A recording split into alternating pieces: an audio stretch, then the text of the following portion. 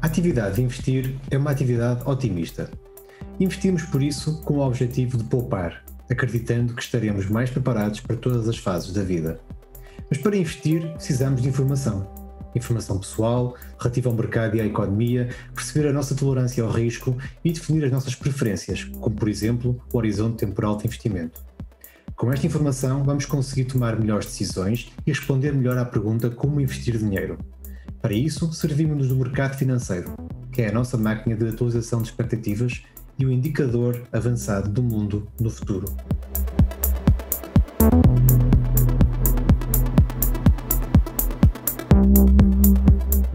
Bem-vindos ao Future Proof Talks. Eu sou o Vítor Ribeiro e neste episódio vamos falar sobre os principais erros e vieses que cometemos enquanto investidores.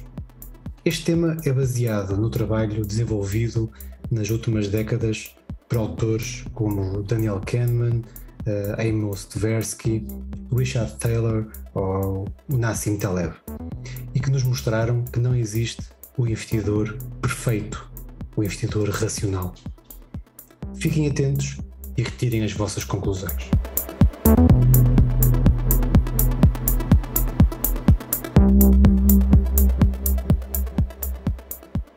Olá Luís, bem-vindo a um novo episódio do Future Proof Talks.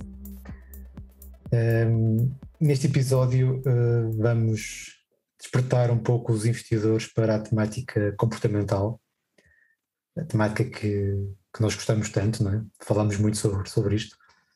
No fundo, o nosso objetivo hoje é tentar explorar os principais erros e vieses, portanto, os erros que são mais comuns, os erros que mais cometemos enquanto investidores. Partimos daqueles trabalhos desenvolvidos por economistas, por psicólogos, analistas como o Richard Thaler, o Daniel Ariely, o Daniel Kahneman, o Amos Tversky, Mary Statman, há vários. Portanto, temos aqui um excelente ponto inicial para tentarmos desenhar aquilo que são os principais erros, que são muitos, não é? Todos nós cometemos, todos nós temos, portanto não é por sermos, por trabalharmos na indústria que não temos esses erros. Aliás, eu acho que a primeira pergunta até que te fazia seria esta, achas que os principais erros e vieses estão nos investidores ou nos profissionais da indústria? Se calhar estão em ambos, não é? Sim, e por acaso pegas numa situação engraçada, porque eu já tive a oportunidade de dizer várias vezes, não sei se no podcast, mas pelo menos na minha vida profissional, que não é por ser profissional de investimentos que não temos estes vieses. A única diferença, ou a maior diferença que eu vejo, digamos assim, é que realmente lê-se, estuda-se sobre os enviesamentos, e temos noção que o estamos a ter no momento em que estamos a ter. Muitas vezes não temos, outras vezes temos, diria que a maioria das vezes acabamos por ter e pelo menos tentar controlar ou não agir de cabeça quente, e sabemos que é uma situação emocional, não é? Quando o ano passado o S&P caiu 30% num mês, não vou dizer que não fiquei um bocado assustado, como toda a gente, não é? Claro. Mas claro, não vamos começar a vender ao desbarato porque e o fim do mundo vem aí. Não vem, pois as coisas vão normalizar e vão recuperar. Às vezes é um bocado difícil e daí estarmos sempre a bater na mesma tecla, que é a IPS, mas que do ponto de vista de uma pessoa comum é ter um plano e seguir o plano, não é? E o que fazer numa situação dessas, que nós também comentamos bastante, na situação de fazer rebalanceamentos, nessas situações é importante também, por isso isto vem tudo em linha com nós também, porque somos humanos, não é? Os profissionais disto, nós não deixamos de sentir, isto são sentimentos, são coisas humanas. Sim, Então, agora, sim. Exatamente, a grande diferença é, vamos agir com base em emoções ou vamos agir com base no plano e na razão e coisas que já tínhamos planeado. Agora, realmente, isto, eu posso dizer, da minha parte, é algo que entro muito, muito em conflito, em situações em que o S&P cai 30% no mês, entro muito em conflito entre a parte emocional e racional. Claro. Mas de facto, pronto, é uma situação de stress, tanto para os clientes como para nós. Claro, é isso mesmo. Aliás, e pegando nisto, e começando já aqui a explorar alguns dos erros e vieses, e também fruto daquele trabalho que já disse, aqueles grandes autores que continuam aí a desenvolver muitas experiências, eles próprios acabaram por organizar aqui estes erros e dividindo em duas grandes categorias, são os erros cognitivos e os vieses emocionais. Tu falaste bem em emoções e em sentimentos e impulsos. Portanto, os erros cognitivos, no fundo, têm a ver muito com erros de raciocínio. Portanto, nós temos lapsos de memória, porque esquecemos das coisas, não é? Como é óbvio, processamos mal a informação que recebemos e que analisamos. Portanto, há esses erros que têm muito a ver com a nossa atitude, nosso conhecimento, e esses erros, e tu falaste há bocado também disso, podem ser estudados, nós podemos estudar, ler, ou seja, melhorar a nossa literacia, e de facto aí vamos se calhar atenuar ou até eliminar alguns desses erros, não é?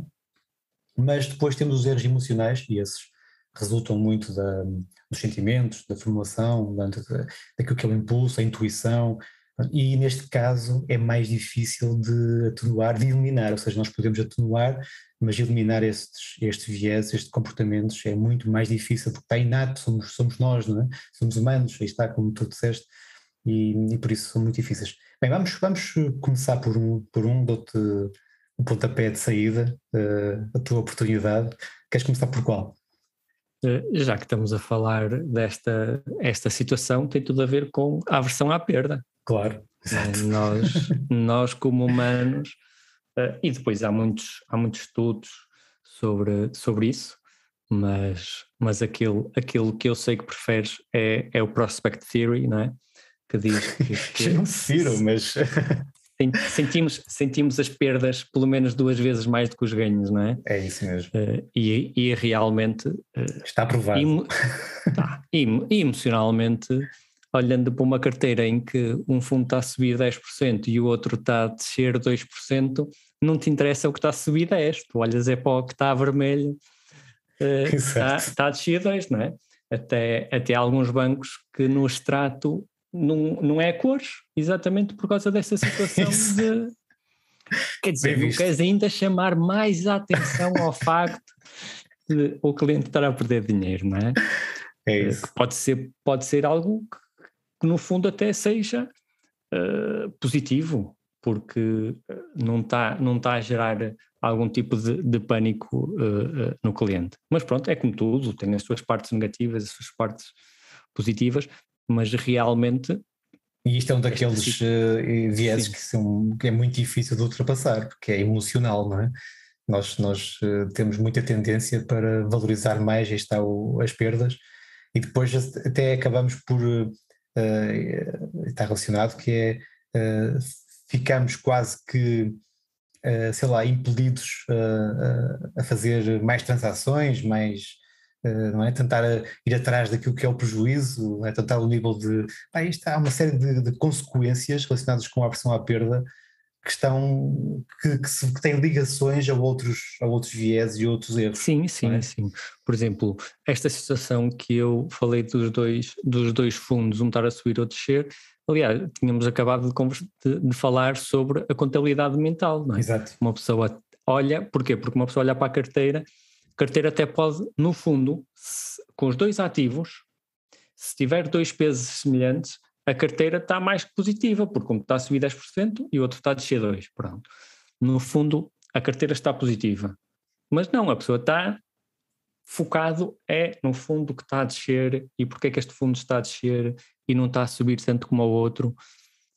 E às vezes esse tipo de situações leva depois, por exemplo, depois há imensos enviesamentos, e um deles que isto depois leva tenho que ter uma atitude perante esta perda, tenho que fazer algo. Exato. Para te compensar simplesmente emocionalmente, porque se não fizeres algo, estás a aceitar uma perda, um comportamento que tu não estavas à espera. Então essa pessoa tem que fazer algo, tem que vender a perda, tem que vender o ganho, que também já discutimos sobre isso, não é? Que as pessoas querem pôr já, vamos fechar o ganho, porque pelo menos assim este já está deste lado e vamos esperar um bocadinho que a perda recupere. E no fundo, Sim, se calhar muito esse venderam. pensamento mesmo. Sim, depois se calhar venderam um fundo acionista que estava a subir 10%, e ao final de um ano estaria a subir 30%, e não venderam um fundo obrigacionista que estava a descer 2%, e ao final do ano se calhar até subiu, mas subiu para 1% de ganho, por exemplo, não é? Sim. Ou seja, sim, isso que estás a dizer leva-me a pensar que a performance da carteira está fortemente relacionada com esta atitude. Não é? Que tal esta atitude, ou seja, nós vamos estar a prejudicar a nossa carteira, o nosso futuro, porque estamos a ir atrás dos nossos impulsos, das nossas intuições, não é? Dos nossos medos. Não é? Mais uma vez isto, porque nós quando temos uma perda, o nosso principal propósito aqui é quase que nós tornamos-nos amantes do risco, não é? Porque tentamos ir buscar a perda, ou seja, não, vamos recuperar a perda e ainda estamos a aumentar mais o risco que estamos a assumir, não é? E isso leva-nos a uma ideia completamente errada e aliás, a fugir completamente daquilo que é o nosso perfil que traçamos, não é? Sim, e muitas vezes lucros, não deixamos os lucros correr como é suposto correr. Se tivéssemos, pronto, no limite, vamos então fazer aqui o rebalanceamento da carteira como está a planear. Exatamente. Ok, agora não vamos sair completamente do plano porque um fundo está a subir mais que o outro. Quem diz fundos diz o índice, ETF, seja o que for, não é? Um ativo. Sim, o ativo, sim. De uma forma de dizer. Sim, isso está relacionado também com o tal efeito de exposição, que eu muitas vezes gosto de o chamar de efeito de exposição para perder dinheiro, não é? Que é a tendência para vender ativos que aumentam, aquilo que nós dissemos, não é? Nós temos muito aquela tendência de vender ativos que estão positivos, né? Que estão, ao mesmo tempo que mantemos os que estão negativos, portanto é essa, isto chama-se, ou reforça-se, isto é um tal efeito de exposição. E depois isto... já falámos sobre a questão da contabilidade mental, né, que é um dos vieses cognitivos. Esta versão à perda é um viés emocional, né, é muito difícil de ultrapassar, nós sentimos isso, mas também leva-me aqui até um artigo que tu escreveste aqui há uns tempos, que é o The Loser's Game, que falas também nisso, né, que tem a primeira regra de investimento. Qual é que... quer dizer, mas não fui eu quem inventei, não é? Eu sei. Mas a primeira regra de investimento devia ser não perder dinheiro, não é? Exato. Mas eu disse, está em investimento, mas em relação, como estávamos a conversar antes de começarmos a gravar o podcast, em relação à vida. Muitas coisas devíamos estar focados, se calhar, mais em como não fazer asneiras do que em que é que eu vou fazer para melhorar imenso a minha situação. Às vezes, se uma pessoa tivesse focado em não cometer os enviesamentos, teria uma melhor performance do que focado em encontrar a próxima Apple ou Microsoft, não é? Mas as pessoas gostam de... Por outro lado, também reconheço que é intelectualmente... é agradável para quem gosta deste tipo de coisa andar à procura da próxima empresa que vai subir 1000% nos próximos 10 anos. Podemos fazer isso, não é? Por isso podemos ter uma parte do património precisamente para isso. Correto. É? E é engraçado, até quem escreve aqueles livros que as pessoas pensam que são aquelas pessoas mais dogmáticas em relação a investimentos em ETFs e vocês não façam nada, não mexam, etc, e depois nos livros escrevem tudo, como é que um investidor quase perfeito deve comportar, ser. Não é? E depois numa entrevista eles próprios são os primeiros a admitir, olha, eu tenho 10 a 20% da minha carteira para brincar. Sim, o Warren Markowitz tem isso, até precisamente, aliás o Kahneman fala sobre isso, sobre a carteira do Warren Markowitz, que é diferente daquilo que ele acha que devia ser, ou seja, uma coisa é o investidor que tu disseste bem, que é um investidor perfeito, outra coisa é o investidor real.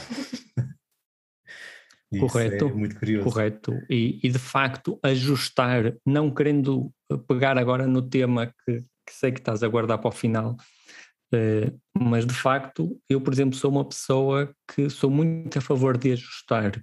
Se calhar vamos falar de ajustar a carteira, mas por exemplo ajustar comportamentos. E digo muitas vezes, as pessoas dizem-me quando é a melhor altura para rebalancear. E estão à espera, porque sabem que eu estudei isso, e estão à espera que eu diga, olha, em janeiro, em fevereiro, em março, ou em dezembro, ou for, eu digo, melhor altura para reforçar, para rebalancear, vamos falar de si então. Recebo bónus da empresa? Recebo. Então esse é o melhor mês, quando eu recebo o bónus, ponho o dinheiro todo, ou a parte que achar relevante. A poupança, exato. É esse mês, recebeu, é dinheiro extra. Ou, por exemplo, a pessoa que recebe o 13º mês, ou o subsídio de férias, metade vai para a poupança. Quando é para reforçar, é nesses meses, porque está com dinheiro extra. Temos batido muito nessa tecla, aliás, e é muito importante porque as pessoas veem o investimento como algo muito matemático. De facto, tem uma dose significativa de matemática, mas também tem uma dose significativa de comportamento. E se calhar até é mais importante controlar esse comportamento do que propriamente saber a parte de matemática, não é? Eu penso que sim, eu penso que se alguém, pronto, também estamos a falar de uma pessoa com um nível diria, que pegamos aqui numa pessoa com um nível de aceitação de risco elevado.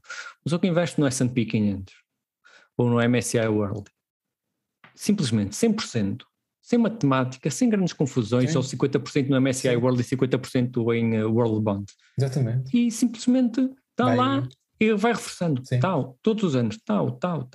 Né?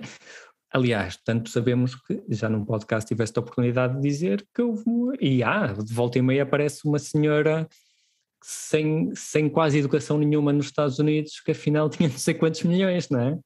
Sim. O caso do senhor do Reed. Claro, sim. Porque efetivamente não é a coisa mais complexa. Não é uma condição necessária para ter sucesso. Mas não é... eu costumo apanhar numa expressão, não me recordo de quem disse, provavelmente o Warren Buffett, é das pessoas mais citável que existe no mundo financeiro. É verdade. Foi algo do género, investir não é complexo, mas também não é simples. Exato, claro. Que é do género, não é complexo no sentido, é só poupar e invista. Claro. Pronto, ponha no mercado. Agora, não é simples porque temos este tipo todo de aversão à perda, ilusão de controle, temos tudo desde... A parte emocional para mim é a grande diferença entre um bom investidor e um mau investidor. Eu diria que a parte matemática, se calhar, distingue aquele percentil lá em cima, os 10% melhores de investidores do mundo em relação aos outros. Sim, mas este controle também, tem também o controle da parte emocional, não é? Ou seja, claro, a parte emocional para mim é a base. É importante. Para chegar a um ponto em que a parte matemática começa a importar. Porque podemos fazer 1001 contas super avançadas que se depois a pessoa disser, não, vou vender porque está tudo a cair. Quer dizer, sim, para que é que eu andei a fazer? E já me aconteceu com clientes e fico completamente frustrado. Quer dizer, uma pessoa anda a perder tempo, andamos a fazer 30 por uma linha, tudo muito certinho, e depois, não, está tudo a cair, vamos vender, e depois vendem num fundo. Sim. É um bocado frustrante. Há muitos desses comportamentos. Mas a parte emocional é de facto muito, muito importante. Sim, nós tornamos quase, vemos as pessoas muito, quase que a falar em jogar, não é? Vêem a situação dos investimentos quase como um jogo, portanto, e não é um jogo, claramente não é um jogo, pelo menos da nossa perspectiva. E por isso é que estamos aqui a falar sobre os principais erros, não é? E tu falaste há bocado da ilusão do controle, podemos falar um pouco sobre esse, que no fundo há aquela sensação de que nós investimos naquilo que mais controlamos, não é? Há muito essa tendência de queremos influenciar os resultados, quase que fazemos, quase que pensamos, né? Eu vou comprar, estamos a olhar para o quadro das cotações e a pensar, vou conseguir influenciar a cotação, né? E há histórias dessas, de pessoas que estão completamente focadas no quadro, a ver se a ação está a subir e descer, e pensa que vai fazer mais força e consegue ter fé e vai conseguir com que aquilo, não é completamente errado, não é? Um pressuposto incrivelmente mau. Mas já há muito, por exemplo, do lado dos traders, há muito essa sensação. Os traders têm, nós falamos com muitos traders, acreditam que têm o controle. Não é? Sim. Sim, Completamente. Alguns, Pode levar. assim, pois, podem ter o controle em certa medida, mas há de haver ali alguns comportamentos que não vão conseguir controlar, não é? Ias dizer qualquer coisa, Luís, desculpa. Não, foi mais ou menos o que disseste em relação à ilusão de controle. Controlam uma parte, mas outras eventualmente. E na altura em que eu fazia trading, posso dizer, às vezes pode-se acertar 9 e falhar uma, mas aquela vez que se falha, compensa as outras 9, compensa ou descompensa, emocionalmente, dizendo, não é? Descompensa. Repara, quando nós falamos na aversão à perda, há pouco estávamos a falar disso e lembrei-me de um caso que são os casos das lotarias, não é? E tem muito a ver com esta ilusão também, com esta ilusão de controlar. Tu pensas quando vais comprar sei lá, eu não costumo fazer isso, não costumo jogar, mas... Não era milhões. Euromilhões, exatamente, estava a faltar aqui o nome. Tu vais escolher os teus números, não é?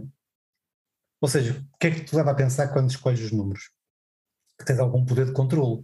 Tu pensas que, ok, as pessoas, vamos escolher os números, e até há situações, sei que há situações, não com esse jogo, mas com outros, em que tu pagas mais por escolher os teus próprios números. Então, se for à sorte, há um preço, não é? Mas se escolheres os teus números, ainda pagas mais. Ou seja, as pessoas pagam mais para escolher os teus números, porque pensam que poderá ter mais probabilidade de terem sucesso. Muitas histórias em Euromilhões, posso dizer até o meu pai, e é muito comum, aquelas pessoas que todas as semanas põem a mesma chave. E pensam que por porem sempre a mesma chave que vai ter mais probabilidade. Opa, é incrível, não é? Algum dia a sair, era no caso do meu pai, era os anos de aniversário, Exato, é muito comum. Nascimento de família minha, da minha mãe. Sim, claro. Não, é terrível, portanto, isso é engraçado. Finalmente. Não, mas se pensasse assim, no Euromilhões, a probabilidade de sair esse é semelhante a sair uma chave que seja 1, 2, 3, 4, 5, 6. Sem dúvida, claro. Mas tu olhas para os dois, se vis dois preenchidos, certo. Um que diz 1, 2, 3, 4, 5, 6 e o outro que está preenchido tipo anos de aniversários, e perguntas, não precisas perguntar, exatamente, emocionalmente sentes isso, olhas para um e olhas para o outro e dizes, não, a probabilidade não é parecida. 1, 2, mas alguma vez alguém pensou que vai sair 1, 2, 3, 4, 5, 6? Exato. Como se alguém pudesse controlar isso, né? Se é aleatório. Pois, mas é engraçado, tu emocionalmente vês isso, não precisas perguntar a ninguém, sentes. Pá, não é invulgar, é estranho, mas olha, estatisticamente a probabilidade de sair é a mesma, não é? Uma das formas de nós conseguirmos controlar estes comportamentos, não é? É ver pontos de vista contrários, é tentar registar aquilo que nós fazemos das aplicações, quando nós compramos ações e ETFs e fundos e obrigações, tentar manter uns registros que é para vermos os erros que cometemos no passado, não é? E não voltamos a fazer. Mas isso também leva-me, ao estamos a falar de ver pontos de vista contrários, leva-me a pensar num viés que eu acho que está muito presente nos dias de hoje, que é o preconceito de confirmação, que é o confirmation bias, não é? Nós temos muito aquela tendência de quando acreditamos numa situação, vamos buscar todo o tipo de teorias, artigos, livros que justifiquem esse nosso pensamento. Mas se nós acreditamos que o próximo grande boom vai ser a sustentabilidade, okay, vamos buscar todo o tipo de notícias que nos levem a pensar que esse é o nosso, esse é o futuro e portanto devemos investir aí. Portanto, e hoje em dia com a internet e com o social media encontramos definitivamente, não é? Pois, claro. Quer dizer, como tive a oportunidade de ouvir um comediante a falar exatamente sobre esta situação, em relação à vida, não em relação aos investimentos, que ele ele próprio disse, quem é que há 20 anos pensaria que agora iria haver um grupo de pessoas que acreditam que a Terra é plana? Exato. E não é um grupo pequeno, nem são pessoas idiotas. Há um documentário na Netflix e posso dizer que algumas pessoas vieram com engenheiros que vieram com experiências que eu fiquei, não sou engenheiro, não percebo, mas que depois fui estudar e disse, estas eram as experiências que os filósofos há 2000 anos atrás, ou 2500 anos atrás, na Grécia Antiga fizeram. Pois. Portanto, esses indivíduos não eram burros. Mas aí está, sim, é esse conceito de confirmação. Completamente emocional. Sim, mas isto aqui requer também, aí está, mais uma vez, apesar de tudo, são pessoas que estudaram, mas requer que as pessoas façam questões, ou seja, ok, mas se eu acredito nisto, será que não há outras opiniões? Então, temos que ver pontos de vista diferentes. E quando estamos a falar de investimentos, nós temos que olhar não para aquilo que dizem os nossos amigos, os nossos gestores de conta, eventualmente, e temos que olhar para outros pontos de vista, ou seja, nós não estamos sempre certos, não é? E as pessoas, nada melhor do que nós próprios para sabermos aquilo que devemos fazer, não é? Agora, podemos recorrer a terceiros, e isto estava-me a dizer aqui também o papel que nós temos, para darmos muitas vezes, eu muitas vezes sou aquilo que se costuma dizer o advogado do diabo, não é? Pretendo sempre, ok, mas não está a ver esse ponto de vista, então eu dou-lhe outro, tá? E tentar dar o ponto de vista contrário. Eu agora acho que vai subir isto. E eu digo, mas isso não subir, e se for aquilo? Portanto, tentarmos aqui lançar as pessoas para um desafio que é verem o outro lado. Claro que isso pode aumentar a confusão. Portanto, temos que ter atenção então às diferentes ideias que vão surgindo, não é? Para não estarmos, ou seja, temos que desafiar as nossas próprias ideias, que é para vermos outras opiniões. Portanto, nem sempre devemos ir atrás daquilo que os nossos amigos fazem ou daquilo que os nossos principais gurus fazem. Portanto, não irmos por aquele efeito que é muito interessante, que é o efeito manada, não é? Que é irmos atrás daquilo que os outros fazem. Se outros estão a fazer, também vou fazer, também vou. Não, vamos tentar agora, vamos ver outras ideias, outras formas de ver as coisas, ver outras opiniões, desafiar aquilo que nós temos de pensamento. Isto também leva aqui a um outro conceito, digamos, a um outro pensamento que tem a ver com a forma como nós jogamos, porque nós, quanto mais vieses cometemos e temos, mais vieses, mais transações acabamos por querer fazer, não é? Nós temos muito aquele comportamento se nós formos mais ativos no mercado, estamos a fazer melhor, não é? Então estamos a transicionar muito, aquilo que nós chamamos de excesso de trading, estamos a pagar muitas comissões, estamos a gerar muitos impostos, estamos a fazer aquilo que um jogador faz, não é? E quando falo do jogador, lembro-me logo daquele livro do Fyodor Dostoevsky, que é excelente, chama-se mesmo O Jogador, e lembro-me também do Gambler's Fallacy, não é? Que é se esta ação está a descer, não vai descer muito mais, já estamos, está a cair tanto, já não vai cair muito, muito mais, temos esta tendência de falar assim, não é? Sim, isso viu-se bem há uns anos em Portugal. Quem seguia fóruns, o caso do BCP foi um caso típico que dá anos e anos de estudo. Pois é. Que é o BCP a cair e a fazer aumentos de capital, e cada vez que fazia aumento de capital, ou seja, financeiramente a ação tinha a cair, mas as pessoas, a ação já teve a 4 euros. Já teve acima de 4 euros. E agora está a 4 cêntimos, não é? Agora não é agora, atenção, naquela altura. Sim, mas à medida que vai caindo. Então, eu lembro perfeitamente, emocionalmente, eu nunca sequer pensei em investir aqui, nem sequer liguei, e comecei a ligar. Lembro do BCP, partiu 1 euro, e é a tal situação. Falava-se que já não dava para comprar um café, não é? Pegavas sim, assim, até podemos pegar aqui, tu, como falaste, no efeito ancoragem. Para nós 1 euro é um valor diferente de 78 cêntimos. Exato. 1 euro é uma barreira psicológica muito grande. Eu lembro que o BCP partiu 1 euro, desceu para baixo de 1 euro, e o BCP está abaixo de 1 euro, isto já teve acima de 4 euros. Felizmente eu vivo um bocadinho naquela mesmo, como discutimos, né, do users game, não cometer erros, para mim é melhor do que fazer home runs. E de facto nunca meti dinheiro no BCP, mais por uma perspectiva isto uma pessoa está-me a meter numa situação que desconheço completamente. Portanto, não és um jogador, não é? Como o Fyodor Dostoevsky disse, não é? Que estás a perder, ainda vais jogar mais uma roleta, tentar mais os dados, vais mais uma vez ao casino e estás à espera que alguém te venha salvar, não é? Que a sorte te salve. E é engraçado. Sim, e sobre isso temos um caso, uma situação engraçada que discute-se, que se fala muito, até está na Wikipédia, na entrada de Gambler's Fallacy, que é o que estamos a discutir, tem lá esse exemplo, que é efetivamente num casino de Monte Carlo em 1913, portanto numa roleta, digamos que em números redondos, não é bem assim porque a casa tem que ter sempre algum lucro, não é? Mas em números redondos, digamos que há tanta probabilidade de sair vermelho como sair preto. Exato. E então as pessoas depois costuma haver o zero que não tem cor, penso eu, mas de qualquer das formas o preto sai uma vez, o preto saiu duas, o preto saiu 5, o preto saiu 10, e as pessoas começaram a pôr cada vez mais dinheiro porque a próxima vez tem que sair vermelho, não pode ser outra vez. A probabilidade continua a ser a mesma. Estatisticamente sabemos que sim, mas agora pensa emocionalmente.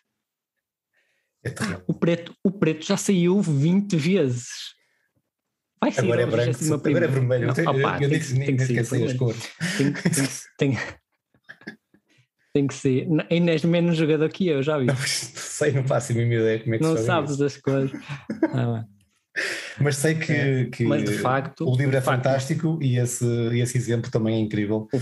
O preto saiu 26 vezes e, quer dizer, mais de 100 anos depois ainda se fala nos milhões que se perdeu nesse dia. Sim, mas sabemos que isso também é uma doença, não é?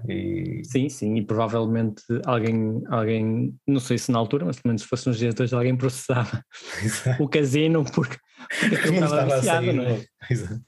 Não, mas falaste há bocado na transição para este Gambler's Fallacy, acabaste por falar ali do efeito de ancoragem, que eu acho também que é um efeito, um bias, digamos um erro que é muito comum. E que está por trás daquela célebre frase que existe em quase todos os produtos financeiros, que é a rentabilidade passada não garante rentabilidades futuras, não é? Portanto, o efeito tem a ver muito com aquilo que nós vimos e sentimos, e está, todos esses efeitos estão muito ligados, né? Daqui podemos ir buscar outros com foco em informação que está passada. Nós, por exemplo, o conservadorismo, que é também um dos efeitos que eu gosto de ver, é as pessoas acabam por ficar muito focadas naquilo que é a informação passada, não atualizam com a informação mais recente. Portanto, mas voltando aqui ao efeito de ancoragem, é só para dizer que as pessoas ficam muito marcadas por um preço, que tu há bocado falaste até, do tal €1, não é? Da tal marca psicológica, ficam muito marcados por esse preço e acham que, ok, este é que é o preço que está, digamos, na nossa mente e é esse que temos que ter em consideração. Não é assim. Muita gente diz, liga-me, eu falo, como falamos muito e as pessoas dizem, mas o mercado está a cair 3%, digamos assim. A minha questão é sempre essa, mas desde quando? Porque as pessoas têm informação muito próxima, não é? Porque se está a cair 3% há uma semana, mas ok, mas e desde há um mês? Está a subir, então, ok. E as pessoas mudam. Portanto, esta forma de pensar é incrível, não é? Isso dá origem às conversas mais engraçadas que eu já tive, que é, pegando exatamente nessa situação que disseste, que é, o mercado está a cair 3%. E isto estamos a falar num fórum, na internet, ou o que for, e eu está aqui 3%. Vou ver, a um dia, a uma semana, a um mês, a um ano, o mercado está aqui 3%. E não encontras a informação. E eu, em relação a quê? Em relação ao preço que eu comprei. Okay. É suposto eu saber o preço que a pessoa comprou sem a pessoa me dar esses dados. o mercado está a cair 3%, e se for preciso até está praticamente em máximos, não é? Portanto, é incrível, não é? E há É verdade. nós ancoramos, para mim há duas coisas que em termos de efeito de ancoragem é muito, as pessoas olham muito. Uma é, efetivamente, aquilo que acabei de dizer, o preço a que a pessoa comprou. O preço que a pessoa comprou é mais importante do que o resto dos preços. É o preço a que eu comprei. O resto não é secundário. E o facto dos os retornos passados, principalmente do passado presente, do passado próximo, sim. Ficam na cabeça, e realmente se uma coisa subiu 5%, se o S&P subiu 5% no mês passado, então espera que suba 5% neste mês também, porque, quer dizer, só depois de eu ter comprado é que deixou de subir. Claro, é isso, também é outro pensamento a seguir, não é? De facto, entrei na altura certa, eu tenho pé frio, não é? Um bocado essa ideia que as pessoas têm. Não é? Entrei, o mercado começou logo com uma queda. Pois, Tenho uma sorte hipótese, tenho uma sorte, não é? É assim, questão da sorte e do azar. Por isso é que eu digo, também há uma frase muito engraçada que digo muitas vezes, que é: se é sorte ou azar, só o tempo dirá, não é? Portanto, é muito importante, porque a questão do tempo é importante para desmistificar aqui alguns dos mitos. Também há a expressão bastante... Desmistificar mitos é um bocado estranho, mas continua. Mas no fundo é o que é, mas realmente, mas tu também, a falar do tempo, também há a expressão do o tempo no mercado vale mais do que o timing em que entraste. Claro. Realmente precisas de investir, porque as pessoas olham muito para o investimento como essa situação que falaste do jogo e do casino e o que for. Quer dizer, se eu estou a investir, se eu estou a fazer, as pessoas têm que olhar mais como ser donos de negócios. Porque é o que, no fundo, ao comprar ações da Apple, podes ter 0,00001% da Apple, mas tens 0,0001% da Apple, não é? Sim, claro. Eu, se investir num restaurante de um amigo meu e tenha 1%, 10%, não estou à espera que no próximo mês aquilo esteja a faturar imenso e já estou a ter retorno sobre o investimento. Não. Precisamente.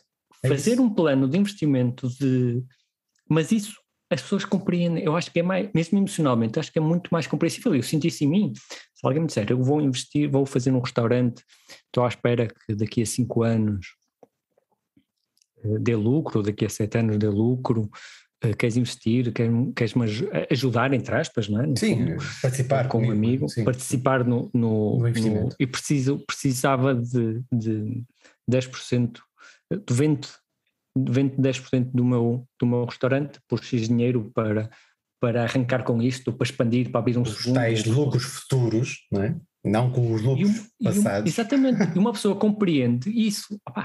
Este é um investimento, daqui a 5, a ideia, o plano é daqui a 5 anos ter lucro. Não é no próximo mês, mas quando é nos mercados acionistas, tu vais analisar os lucros passados e vais pensar, não, se tiveram lucros no passado, vão ter no futuro, não?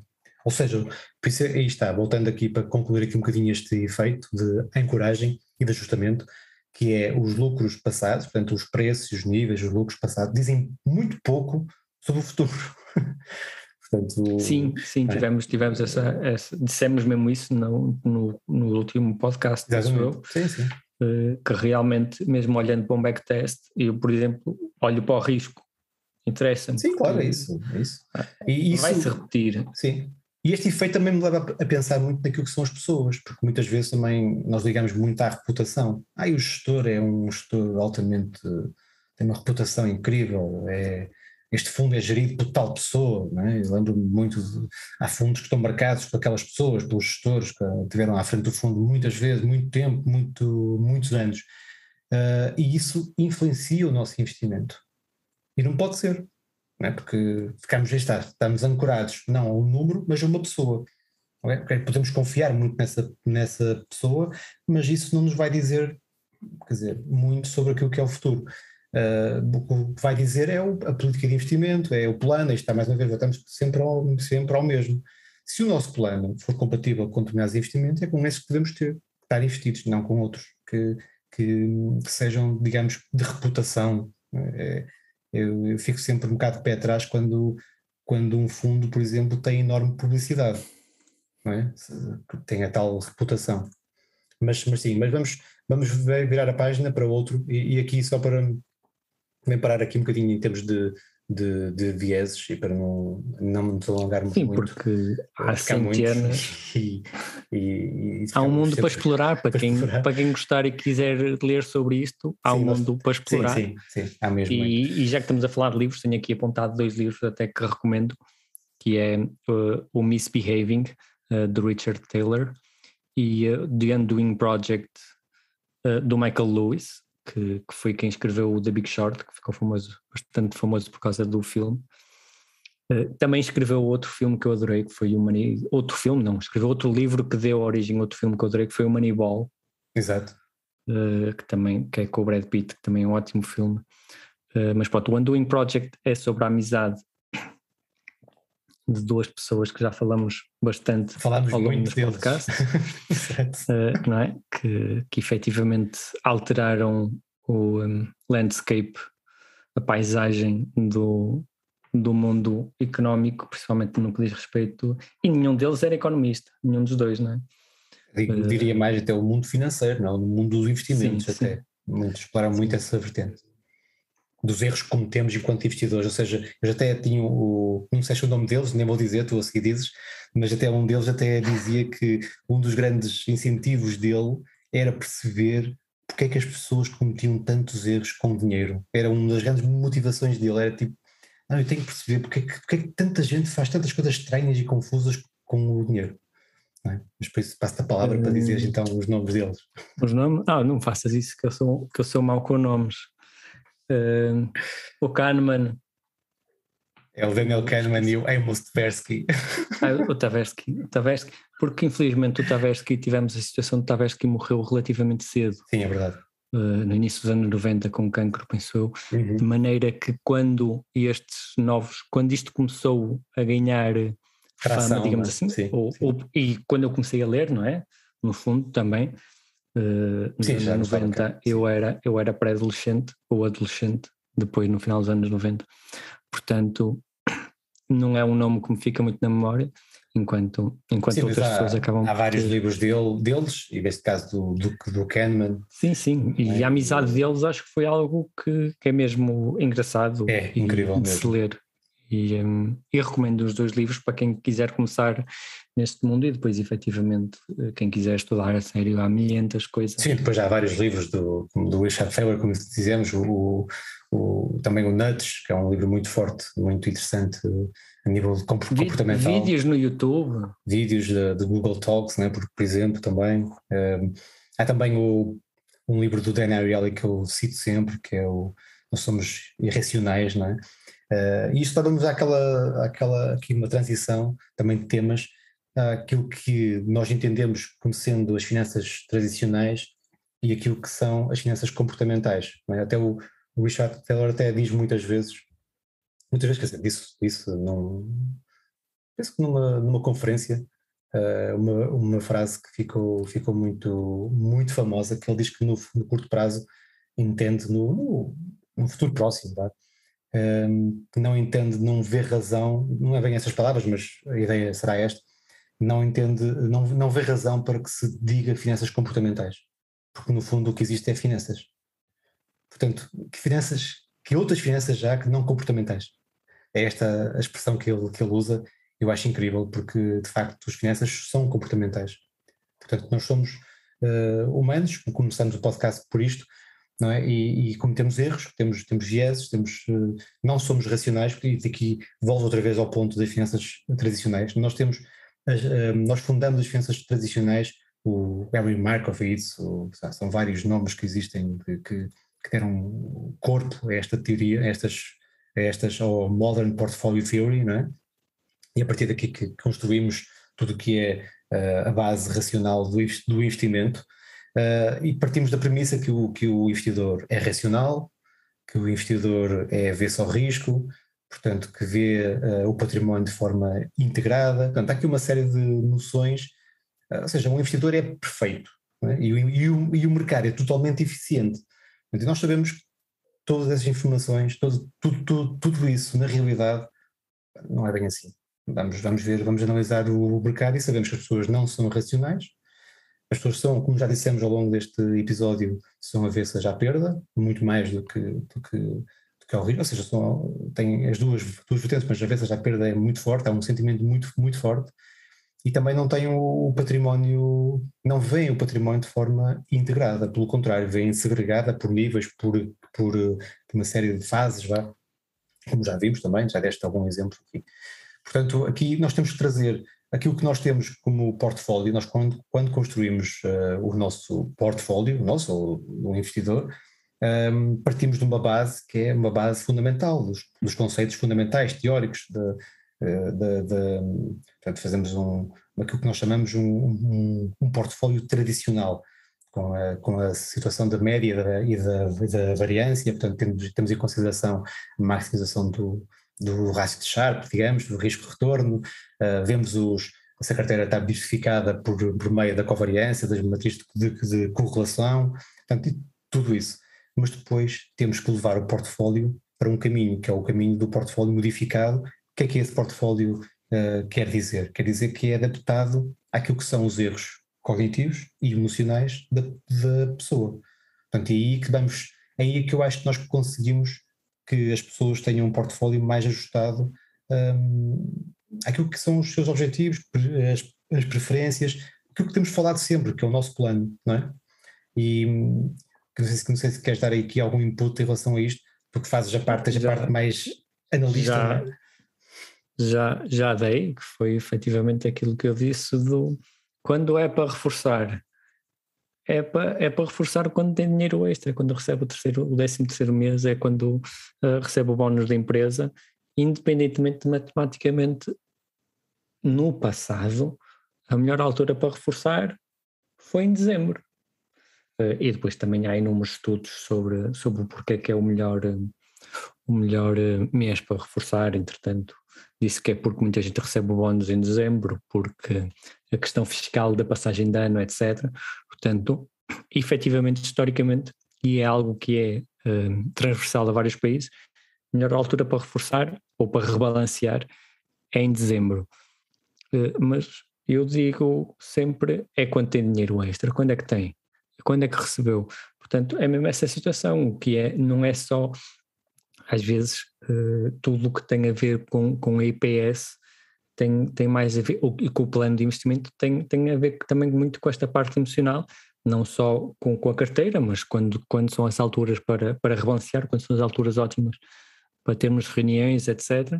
Claro. Sim, mas a questão pois, tu falaste há bocado da IPS, só para centrar aqui a expressão IPS é Investment Policy Statement, portanto é a Declaração Política de Investimento, que é, digamos, o documento que rege a relação entre o advisor, plano formalizado, não é? Plano mais formalizado.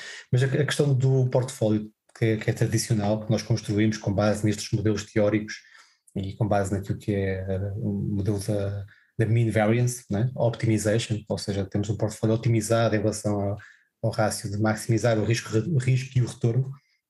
Mas aqui depois, repara, nós temos um resultado, aquilo que são esses cálculos dão-nos um resultado, e depois o portfólio que vamos apresentar a uma pessoa, ou essa pessoa pode querer construir, pode ter muitas variações em relação a esse portfólio. Portanto, há aqui a parte comportamental, os fatores comportamentais entram aqui em força, e eu diria até que há aqui alguns fatores mais fortes que outros, não é? Por exemplo, muitas vezes vemos a inércia, as pessoas têm muito aquela ideia de deixar as coisas correr. Por exemplo, vê-se isso muito nos PPRs e nos fundos de pensões, as pessoas nem olham para isso. O que é engraçado, porque entra diretamente em conflito com outros enviesamentos. Exatamente.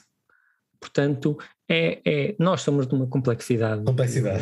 Quanto mais leio sobre o ser humano, mais fico fascinado com a nossa complexidade psicológica, porque realmente fazemos coisas diferentes em momentos diferentes da nossa vida, completamente contrários. Sim, mas as pessoas fazem isso mesmo, ou seja, emocionalmente sentem que é a atitude correta a ter.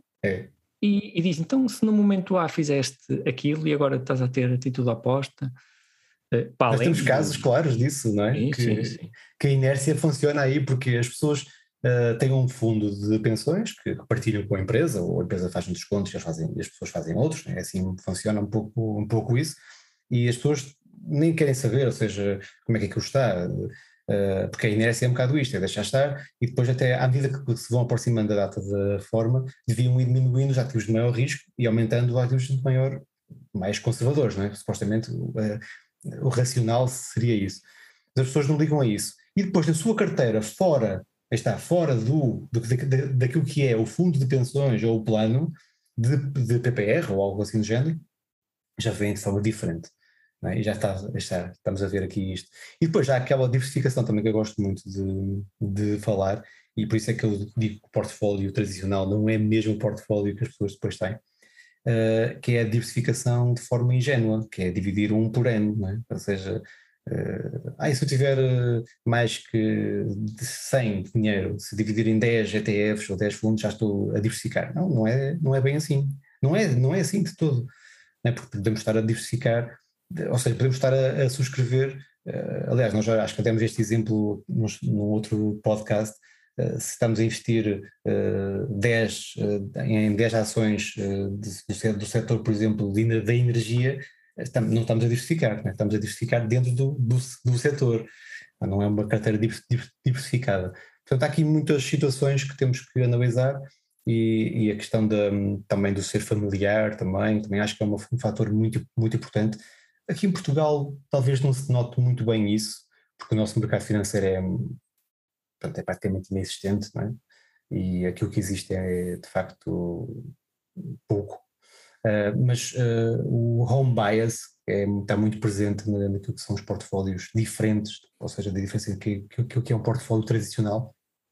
É muitas aquela tendência das pessoas investirem naquilo que conhecem, naquilo que acham que podem controlar, não é?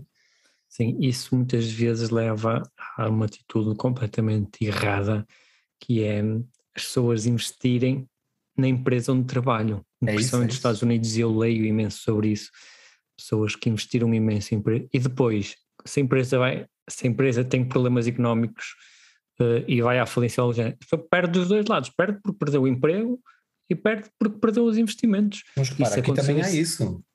Estás a falar dos Estados Unidos, eu sei, eu percebo o que é que estás a dizer, mas aqui também já começa a haver, não da mesma dimensão que existe lá, mas as stock options, os incentivos a comprar ações da própria empresa. Aliás, ainda há bem pouco tempo havia descontos naquelas ofertas públicas iniciais, havia descontos para os trabalhadores comprarem ações da própria empresa, não é? Ou seja, há um incentivo, quer fiscal, quer financeiro, de descontos do preço, ou seja, quase que a dizer, não, comprem isto.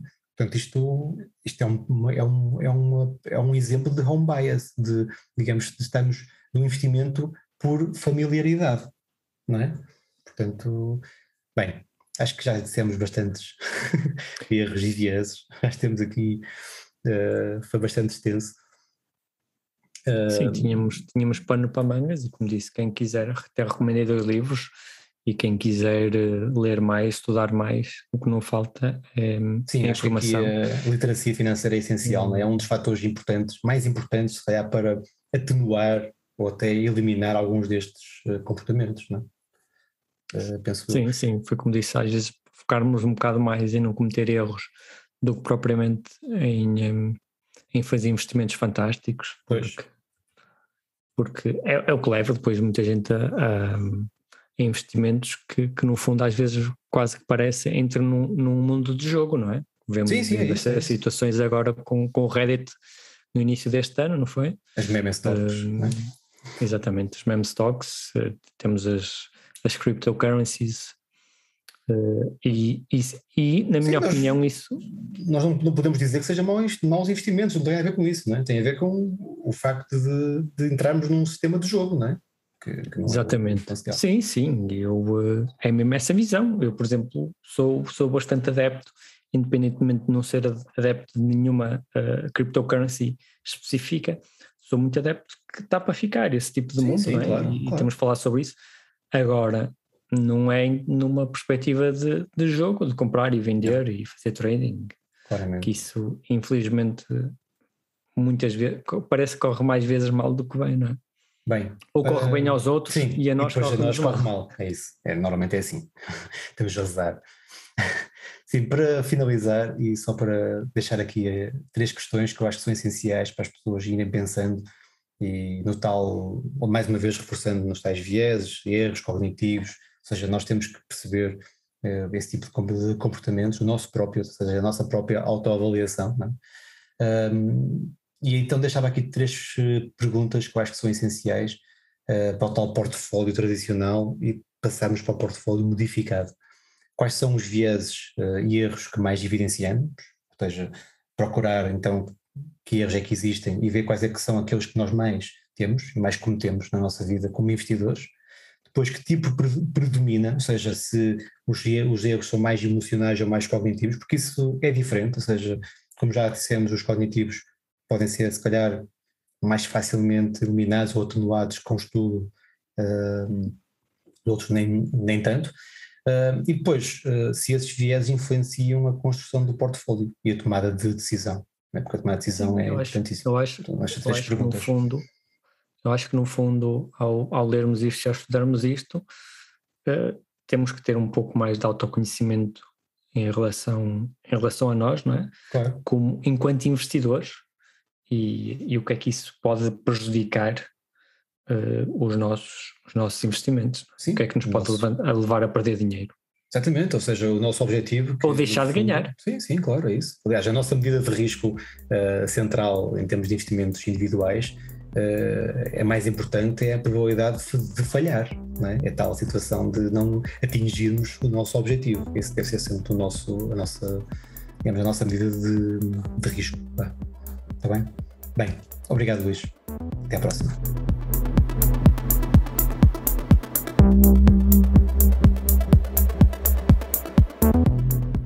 Neste episódio abordamos os principais erros e enviesamentos que evidenciamos quando investimos dinheiro.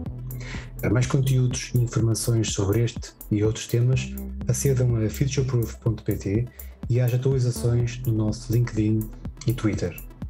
As finanças são comportamentais e não há finanças sem erros e vieses. O caminho é mais conhecimento, é mais literacia financeira.